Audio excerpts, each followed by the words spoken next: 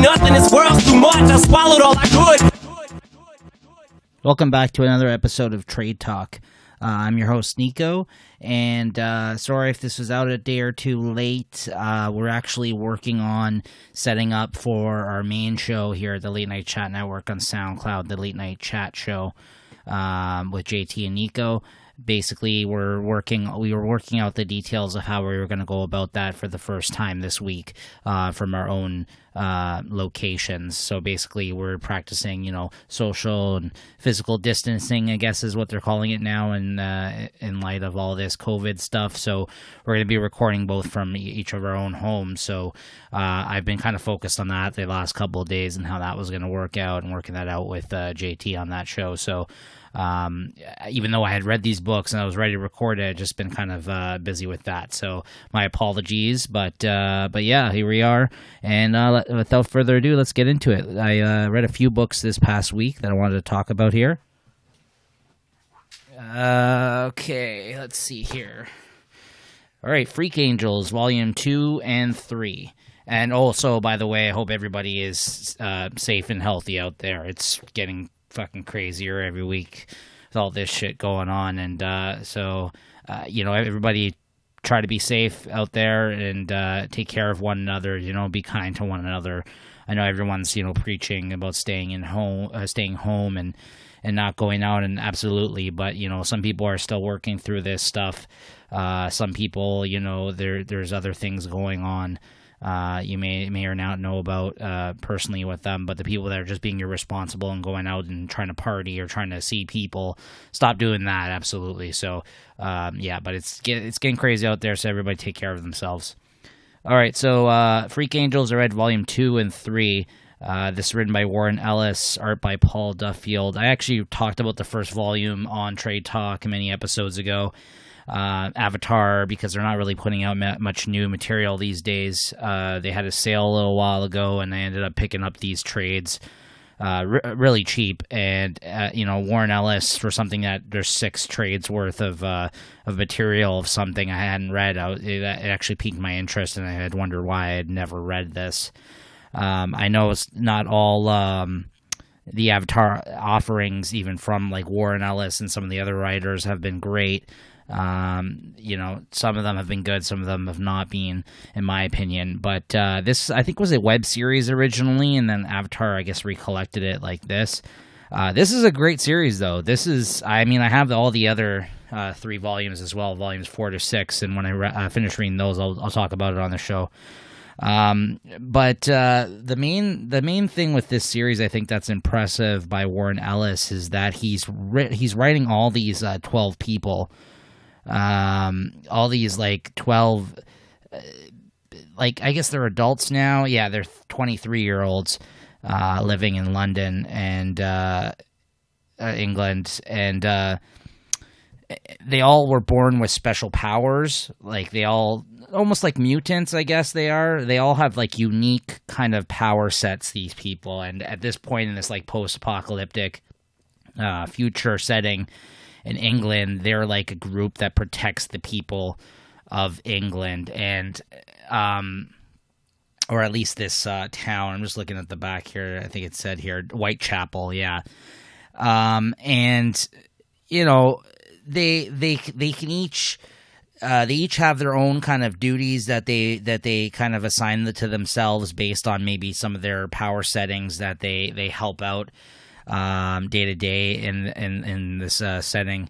And basically in these 2 volumes you got to know the characters even more after the first volume, I would say. And the impressive part about this that I found so far with Warren Ellis is that he's able to write every single person in this has their own personality. I find it's just really impressive for 12 separate people. And you see all of them within these volumes. They kind of say 11 a lot of the time, because one of them was basically disbanded, kicked out of the Freak Angels, which is what they call this group of all this these people that have these powers. And there was a person that was introduced in the first volume that's basically a freak angel adjacent now. Like she doesn't have all the power sets like these people do, but she came across them, their paths crossed, and she's been kind of helping them out as a result of her meeting them, and they've just allowed her to kind of tag along. She's been helpful so far, but yeah, in these two volumes, like it's just again, they all come together for a meeting of some sort, I believe, in the second volume, and I don't even know. Sorry, I was looking for like the issues that this collects. I don't know if it actually even says in here, because this, like I told you, was originally a web comic, so I believe it was just recollected this way. I don't know if it actually ever came out in individual issues. So, but yeah, it's like, I think it's just impressive that he was able to write each one's own singular personality and juggle all that within these volumes. I never got lost. I didn't remember everybody's name at times in this, but like I kind of, by the end of it, I got an idea of what everyone's doing, like what is their main kind of thing that they contribute to the group and defending these people. Like, so some of them help out, like one's watching like over the town, like from a watchtower, like one of them's like a basically like the cop, like a detective of sorts that defends people that way. One of them is the mechanic, and then the thing that's also with this Freak Angels thing is that there's some steampunk elements to it with some of the technology, like some of the way that they put stuff together, which I don't love. Like, I'm not really a steampunk fan, but it's not like heavily steampunk, I would say. Some of the outfits and maybe, like I said, some of the technology that you see that they're incorporating into this storyline is definitely like steam power type stuff, or reminds me of steampunk, but not to the point where, like, you know, it turns me off of this. And yeah, in this they basically deal with people trying to attack England. Like, there's people that are trying to attack them when they get together for their like once in a blue moon kind of meeting of the Freak Angels, when they all kind of actually come together and discuss stuff and have like a dinner that's essentially like some meat that they've basically put together in the one volume in this. And then the second volume, there's murders going on. The girl that is basically like the detectives is investigating it. One of the people that was murdered was these people from another one of their missions. Like, the people that attacked the Freak Angels in England, they found like their group. They ended up killing all of the people that attacked them initially, but then they followed the trail back to a group of other people that they, like a grouping of people that they had come from, the people that attacked them, but everybody was so like weak and like almost dying and like malnourished and like starving and basically, like, you know, that's why these other people from the group disbanded and tried to attack them. I guess they were the only people that were able or willing to do that at that time. So when they found like the rest of this group and being in no way able to defend themselves or were looking to take revenge on the Freak Angels, they basically were like, okay, well, we can't just leave them. We need to take them with us. And there was like a whole argument within the group about how like they can barely afford to feed and like house all the people that they're currently taking care of. So, like, you know, this is kind of pushing it. And then they kind of made they had a vote essentially amongst all of them where the people that wanted to save them won. And as a result, they had to take like a whole bunch of like 100 other people back to England with them for salvation as a result of this. And then in this third volume, you're like, with that murder I mentioned, one of them gets murdered. And like the scumbag one that they kicked out of the Freak Angels, he's able to like mindfuck with people, and he basically like has like women, like he's almost like the Purple Man. Like, he basically was forcing himself on people and like getting this woman to have sex with him when she basically didn't know what was going on, because he was just like controlling her mind, right, against her will. So he got caught doing that and taken care of rather swiftly here and by the other Freak Angels that found that out. So it's basically just them trying to survive, trying to do what's right.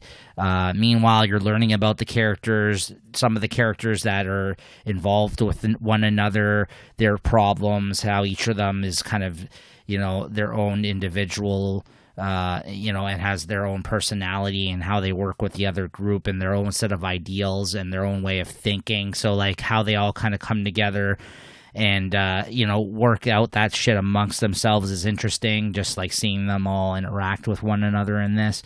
The art by Paul Duffield is not bad. It's not my favorite art style. It's very simple lined artwork and like a thin lined art style, and it's clean for the most part, but it's like it's not really messy or inky or very stylistic of any sort. Which I'm in artists that are more in those veins normally. But and the character works not bad. The storytelling's okay. At the time you could probably say, oh, this is probably one of the better looking web comics, if that's kind of where it had started out. The panels, you can tell, like, the panel work that's in this is mostly 4 or 3 page panels, because if they had to convert that to print, I'm sure that's the reasoning as to why, like, if it was a web comic at first. But yeah, again, it's not my favorite artist. I think for Avatar it's fine. Avatar has a bunch of really bad artists and some really good ones, like some good gems of artists that have, like Jason Burrows and Juan Jose Rip, who I know is not everybody's cup of tea, but I feel he's skilled enough that he's like, those guys have moved on from other works other than Avatar books at this point.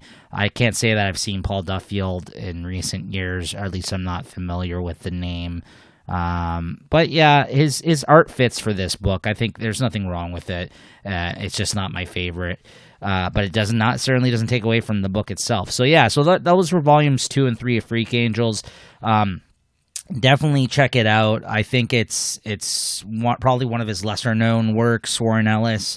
But if Warren Ellis did this much material for anything else in recent years, then it's definitely worth checking out, because I don't feel he has. Like, I talked about this maybe even last episode when I was talking about something else he did. It's just it's rare that you see him do a lot on any particular series at this point in time. So to come across something that I've quite enjoyed so far, and there's 6 paperbacks worth of material of this series, was really awesome for me at this point in time. So something I've never read of his. So I've been enjoying my read through of that. So that's Freak Angels by Avatar Publishing and by Warren Ellis and Paul Duffield. Next up, we got Battlepug. This is War on Christmas, Battlepug Vol.1. Unfortunately, I believe this series got canceled at the end of these 5 issues. This was like the newly relaunched Battlepug series through Image Comics. Prior to this was also a web comic. This is written and drawn by Mike Norden, by the way, and colored by Alan Pasalacqua, lettered by Crank. This is printed by Image Comics, and yeah, this is the first 5 issues of the Battlepug series, which I believe now he announced had to be canceled at the end of this, because I guess it didn't get enough sales, and since this is a labor of love and it is a creator-owned book that Mike Norton does, and he's kind of an artist that bounces around on a lot of different projects. I mean, the last long thing you may have seen him doing art on was Revival with Tim Seeley. I think he was writing it and he was drawing that one, and they've worked together a bunch too.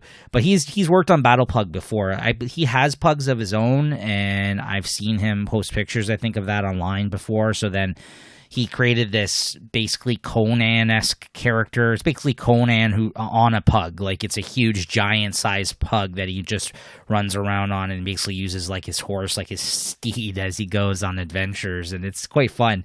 And Dark Horse originally collected the printed versions of this webcomic Battlepug it came out with 4 hardcovers, and it was like the hardcovers that are like the landscape style, like hardcovers. So like the pages, instead of like a regular trade paperback, it was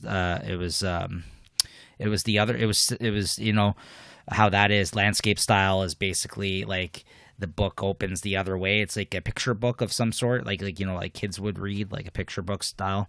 And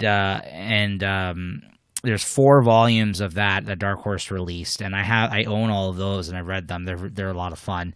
And then Image recently, I guess he gave the rights over to them to print them, and they printed one called a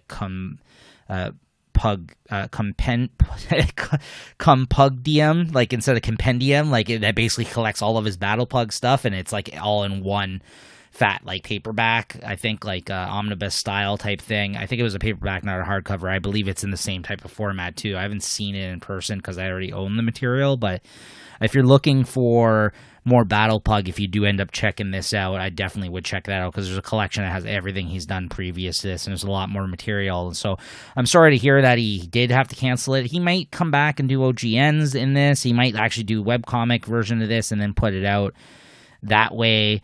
I know he's been doing a Trump cartoon kind of thing that this whole time that he's been in office. I think he's been doing that as a webcomic, and that was collected. He does like kind of Trump daily kind of cartoons making fun of him, how stupid he is. And yeah, Mike Norton's a really great artist. I don't want to call his art simple. He does what he needs to. Like he's one of those guys that can kind of do it all. You know what I mean? Like he's a very roundabout, competent, very skilled artist who kind of brings what he needs to bring to whatever project he's working on. And I like his stuff. I always enjoy seeing his art on stuff. And this Battlepug volume was a lot of fun. If you've read any other Battlepug, I definitely would recommend this. It kind of brings back a lot of the characters from previous Battlepug stuff that I've read in this volume, but they do it in a way where you didn't have to have read any of the other stuff. Like you can tell when the characters show up that they know each other or they have some history with each other, but it's not necessary to understand why or how they met to the story in this. And basically in this, like, it's called War on Christmas, but he basically gets attacked by like I would say like I don't know, she's like a warrior kind of elf person. She's got like candy stick fucking candy cane like weapons and shit like that, but there's a lot of like sword and sorcery type stuff in here. There's nods to other kind of works of fiction. There's like a Star Wars Wampa. I think that's the ice monster, right? I can't recall. Like the scene where he wakes up and he's caught hanging from the ceiling, and there's like, I guess like a My Little Pony kind of reference. Like they come across like a bunch of like what they think are like cute pony or horses at first, but it turns out, yeah, they're ponies. They're all colored and shit, but it turns out they're like a mean group of fucking ponies that are assholes, and they try to like kill his group of friends that are trying to find him. And they take Battlepug away from him in this, and by the end of it, it was left on kind of a cliffhanger where I hope that there's more. I'm sure that he'll do more at some point when he can afford to, or in between projects, because this is like I said, a passion project of his and something that he like enjoys, as being a pug owner, and I'm sure he has fun doing on his own time. So I would definitely check out any other Battlepug. It's a fun book. Like if you like Conan, if you like pugs, if you like lighthearted, fun adventure books, definitely check this out. I had a lot of fun reading this, and I'm sad to hear that it's not going to be continuing in this way, but hopefully it comes out at some point in some sort of maybe not as an ongoing series of issues. Maybe he just didn't find it profitable enough to do that, but I'm sure if you put this out in a trade, I'm sure there would be other people that would end up picking it up. So go support this book if it sounds interesting to you at all. Battlepug, War on Christmas, Volume 1, from Image Comics. I think it's $16.99 cover price, and also the Compendium, which is a collection of all his previously released material of Battlepug. That's also through Image Comics. Next up, we got Once and Future Volume 1, The King is Undead. I heard a lot of great things about this book. This is published by Boom. This is written by Karen Gillan, art by Dan Mora. Tamara Bonvillain on colors. This is essentially a story about, Excalibur.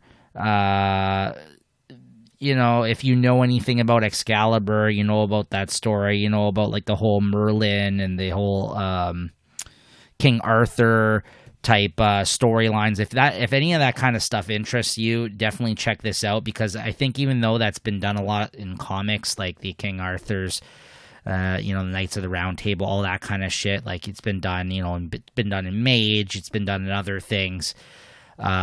Different takes on that kind of Arthurian legend type stuff have been done in comics and in movies to death. I mean, it's been, I'm sure, like, maybe when someone mentions that to you, you're like, rolling your eyes, like, I don't know if I really want to read that.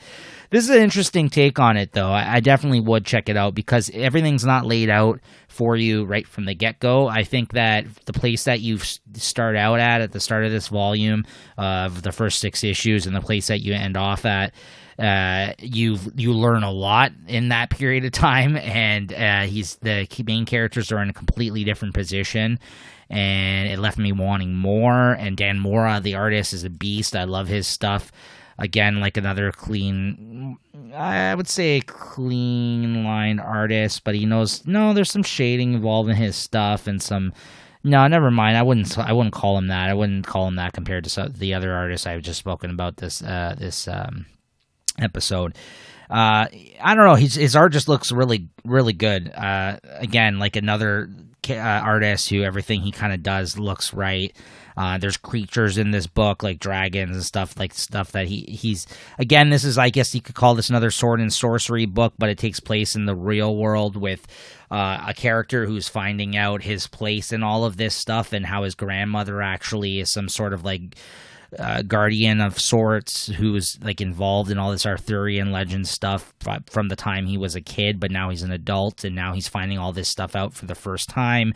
It turns out King Arthur may not be the resurrection. They're basically trying to find the Excalibur, or a sword, to basically bow down and resurrect King Arthur in this book, but that may not be necessarily a good thing. Like, he's looked at in this book as possibly his resurrection, his coming back, is a bad thing if you follow some of the actual legend and some of the actual stuff that's said about King Arthur coming back at a time of in the world, and what could follow as a result of all that. So the puzzle pieces kind of, slowly start coming together as you get through each issue of this book. It's action-packed. Like I said, great art by Dan Mora.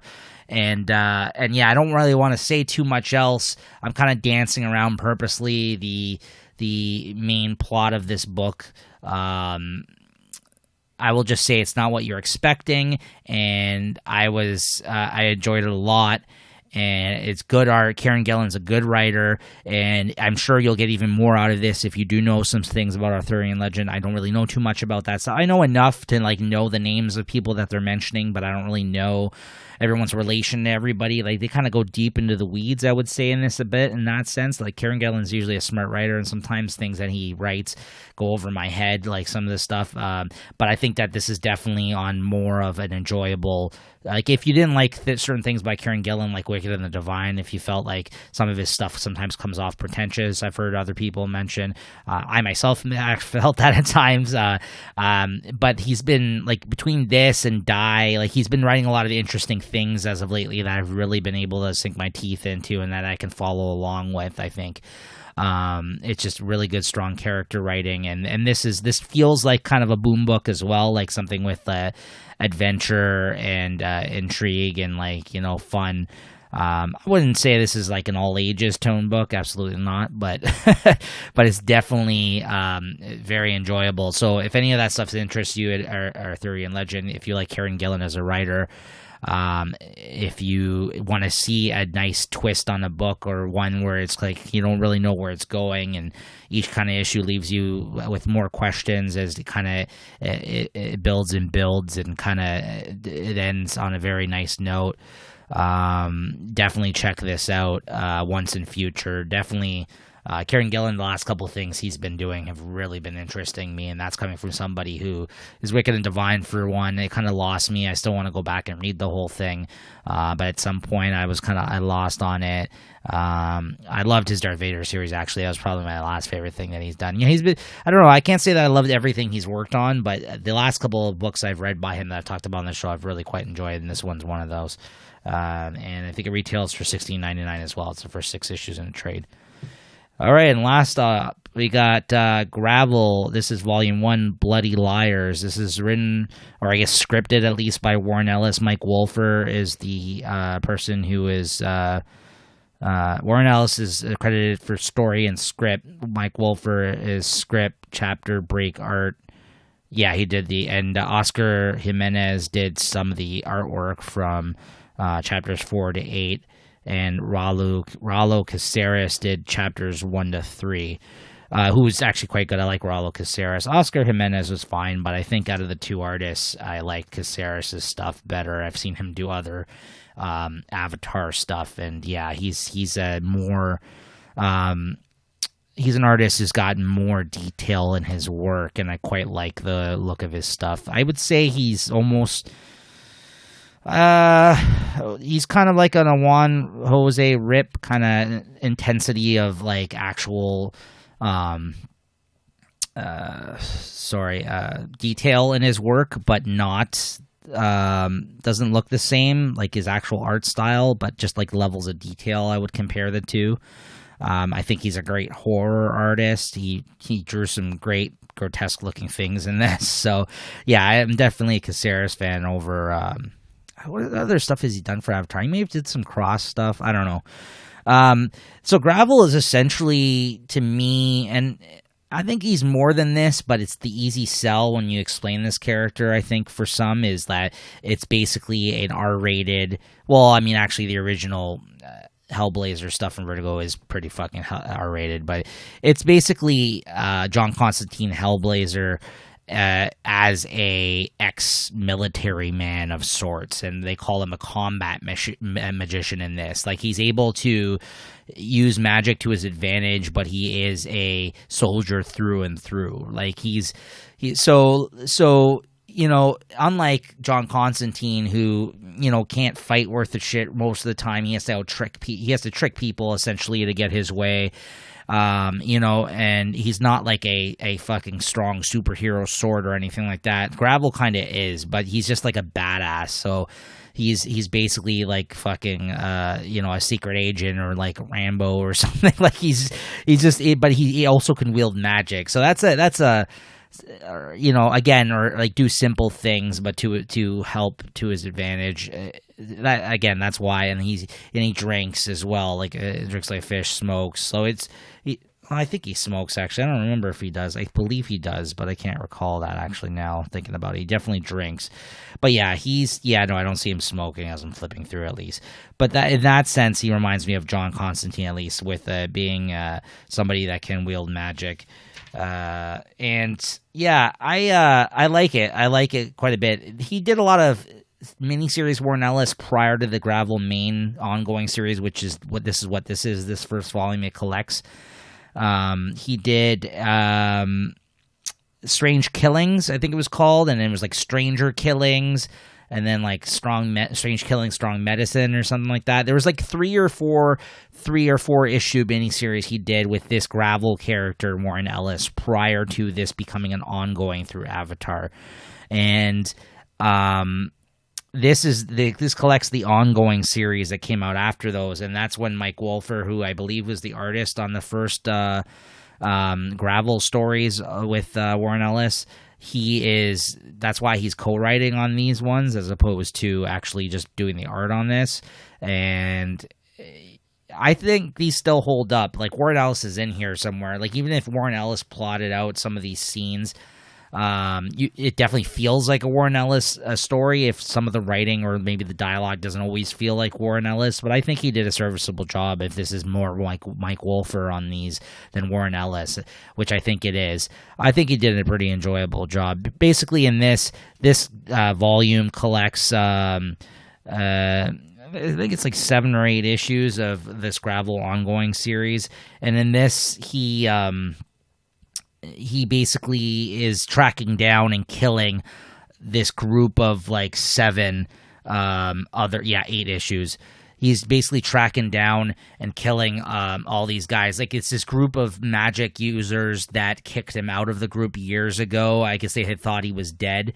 At some point, rumors spread of him dying, and therefore he lost his spot in the group, and they let somebody else in. But now there's like some sort of artifact, something that wields a lot of power that he has gotten involved in tracking down all the pieces for, and as a result of doing that, he has to track down and kill all of these people that wronged him, that used to be part of this group that he used to be part of like these other magic like users, like these powerful like magicians, if you want to put it that way, evolved from different places and different kind of roots and backgrounds and stuff like that. So in this, every issue he basically tracks somebody down and ends up having to kill them.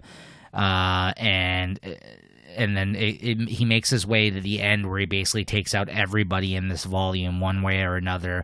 And by the end of it, he gets like a message that the even more powerful group now is asking to meet with him now. Like, I guess there's an even more powerful group that is more powerful than these people. And now so he basically has moved his way on to the boss now, essentially. So these guys were just the primer, and now like he has to meet with these even bigger deal of individuals. Throughout this, he was kind of getting anonymous tips or like calls. Not so much tips, but like he was getting calls from somebody anonymous throughout this book that was kind of checking in on him and seeing what he was up to. And he couldn't tell who it was this whole time, but by the end of the book, spoilers, I guess. I mean, this is pretty simple. The way they laid this out, you find out it's this other group, and now that he's taken out all these people successfully, he's deemed worthy enough to meet them. So, it was pretty straightforward and simple. The art was not bad. Like I said, at first, I thought the first 3 chapters by Casares were better than the last 5 chapters, but it was fine by Oscar Jimenez.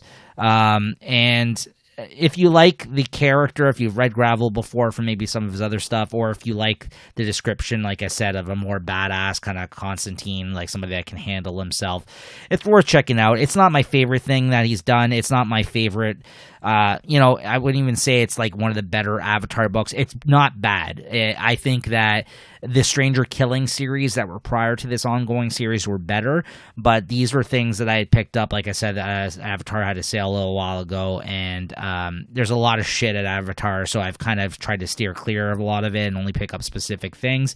But I kind of picked up some of the remainder things of Warren Ellis's names on it that I've never read before. So I got another 2 volumes of this. I think there's a 4th volume. I don't have that. So I might talk about those on a future show as well, of this Gravel. But if it interests you at all, definitely check it out. You can probably find it really cheap.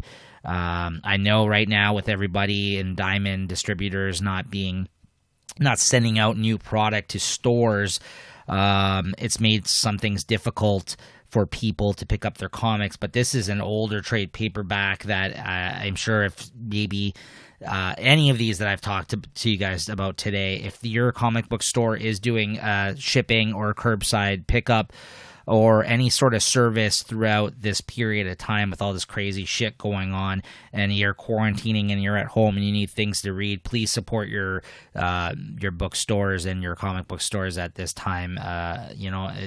Think of going to them first if you do know of a local store like that before going to like the fucking Amazon, the giant distributor of things like this, right? Because the little guys are the ones that are going to be taken out and be hurting during this period of time, right? But yeah, I don't even know if this is in print right now, actually. So this one specifically, everything else I talked about today should be.